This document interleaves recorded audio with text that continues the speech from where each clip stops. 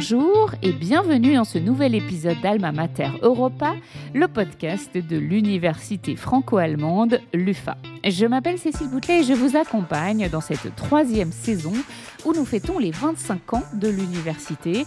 Comme d'habitude, nous accueillons dans ce podcast des Allemands, des Français et des Européens au parcours inspirant qui sont passés par des diplômes binationaux de l'UFA.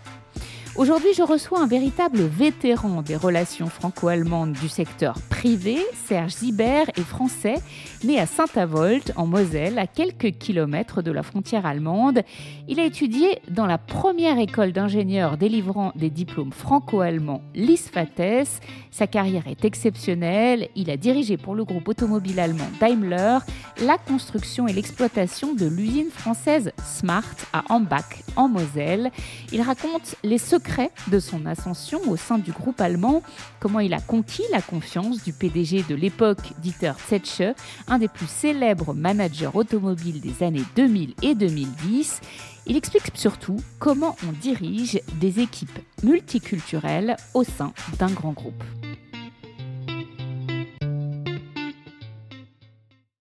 Bonjour Serge Siber, merci d'être avec nous aujourd'hui dans Alma Mater Europa. Bonjour à vous, merci de m'avoir invité. Alors Serge, vous avez un parcours vraiment franco-allemand. Vous avez passé toute votre carrière entre les deux pays. Vous avez donc dirigé l'usine Smart de Hambach en Moselle. Pour nos auditeurs, c'est une usine construite par le groupe Daimler à partir de 1995 pour produire la Smart, une célèbre petite voiture à 2 places. Comment est-ce que vous en êtes arrivé là ? Je suis né sur la frontière, en fait, à Saint-Avold, donc à 5 km de la frontière allemande. Et je suis né l'année du traité de l'Élysée. Donc ça, c'est peut-être un signe pour mon parcours professionnel franco-allemand ou même ma vie en général qui reste vraiment basée sur l'international et particulièrement franco-allemande. Je suis rentré dans la première école d'ingénieurs franco-allemande, donc qui s'appelle l'ISFATES ou DFAI en allemand. Et c'est pour ça que je citais le traité de l'Élysée, parce que c'est ce traité qui avait permis de créer justement des écoles avec des correspondances franco-allemandes. L'ISFATES était cette première école. Et j'ai commencé ma carrière professionnelle en Allemagne, parce que à cette époque-là, au milieu des années 80, on était obligé de faire le service militaire. En bon frontalier qui parlait déjà très bien l'allemand, je me suis retrouvé à Tübingen, donc en Forêt-Noire. Et pour l'anecdote, je passais en allant, après les permissions, en allant à Tübingen, je passais à Karlsruhe devant l'usine Michelin. Et je me suis dit, pendant mon service militaire, Michelin, c'est une bonne entreprise, ce serait sympa de postuler chez eux. Et donc, et c'est comme ça que j'ai démarré ma carrière professionnelle chez Michelin en Allemagne. Et après quelques années, un collègue m'a appris que Mercedes cherchait du monde pour construire une usine, pour fabriquer la future Smart à l'époque. Donc là, on est en 95 et j'ai postulé. Je me suis imposé face à des candidats de Mercedes, de chez Volkswagen, et j'étais en fait le seul qui venait pas directement de la construction automobile. Alors, comment est-ce que vous les avez convaincus ? Comment est-ce qu'on travaille comme cadre français dans une entreprise allemande ? Est-ce que vous avez peut-être une anecdote sur le sujet ? Une anecdote qui m'a vraiment marqué, c'est mon 2e jour officiel en poste de directeur de l'usine de Smart. J'ai été convoqué au central, donc chez Monsieur Dieter Zetsche, donc le patron de Mercedes, parce qu'on avait démarré la voiture rapidement et on avait quelques difficultés qualité, parce que nos fournisseurs n'étaient pas encore tous à niveau. Et donc, le responsable du développement et moi, en tant que responsable de production de l'usine de Hambach, on a été convoqués chez le grand patron pour lui expliquer ce qu'on allait faire pour régler la situation. J'arrive chez le grand patron, donc quand même relativement impressionné. Je commence à lui dérouler mon plan d'action. Et en fait, ce qui a vraiment fait la différence, et parce que mon chef allemand participait, le patron Europe des usines de production, il m'a appelé le lendemain pour me dire ce qui a vraiment bien marché, c'est qu'en fait, il attendait un ingénieur français qui allait lui expliquer dans un mauvais anglais ou un mauvais allemand parce qu'on n'est pas très réputé en France pour maîtriser les langues étrangères. Et en fait, il m'a pris pour un des siens. J'ai réussi vraiment à, à lui expliquer que, avec des règles simples, et c'était très crédible, et il m'a pris pour un Allemand. Et c'est ça qui a fait la différence, c'est plus la façon de lui expliquer que le sujet technique. Mmh. Donc ce qui compte, c'est savoir se mettre à la place des autres, c'est l'empathie finalement? Le succès professionnel, c'est vraiment savoir écouter, savoir se mettre, dans la peau de son interlocuteur, essayer d'appréhender ce qui est important pour lui. On dit bien que le meilleur vendeur, c'est celui qui sait écouter, et cette empathie est extrêmement importante. Alors dans les petites entreprises, je ne sais pas si c'est le cas, moi j'ai fait toute ma carrière dans des grandes entreprises et on a bien sûr des règles de fonctionnement écrites, mais tout fonctionne avec son réseau. Avoir un réseau, c'est-à-dire avoir de l'empathie pour les gens, s'intéresser aux gens. Quand vous avez une équipe et vous leur expliquez même des choses désagréables, il faut toujours vous dire qu'est-ce qui est. Moi, j'ai expliqué à mon équipe qu'est-ce qui est important pour moi, pourquoi ils doivent faire ces activités-là, même s'ils ne comprennent pas tout de suite pourquoi, et pourquoi c'est important pour eux. Qu'est-ce qu'ils en retirent eux. Et quand vous avez des grosses équipes, c'est très important de le faire. Sinon, les gens courent dans tous les sens et définissent leurs propres priorités et vous avez énormément de pertes d'efficacité. Mmh. Et donc la connaissance de la langue, c'est aussi essentiel, j'imagine? À la connaissance plus que la langue, je dirais la langue c'est le minimum, mais la, la bonne compréhension de la culture est essentielle pour vraiment pouvoir avoir ce côté empathique et de bonne compréhension des collègues étrangers. Alors aujourd'hui, le franco-allemand ne suffit plus. L'anglais est essentiel, hein, tout se passe quand même en anglais, même si après les réunions de travail, vous êtes en déplacement, vous allez boire une bière avec un Allemand et vous discutez de tout et de rien.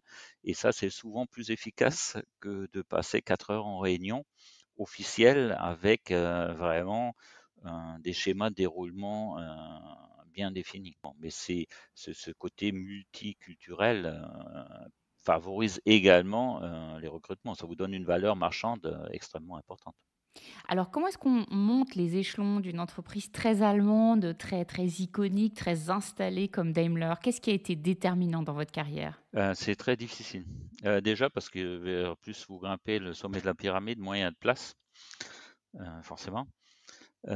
C'est compliqué, mais alors moi j'ai eu la chance de toujours essayer de faire partie de la solution et pas du problème. Et en fait, mon succès personnel, après on peut certainement pas le généraliser, Heu, c'était d'avoir toujours, d'essayer d'avoir une longueur d'avance. Alors c'était facilité par la partie projet, construction d'une usine.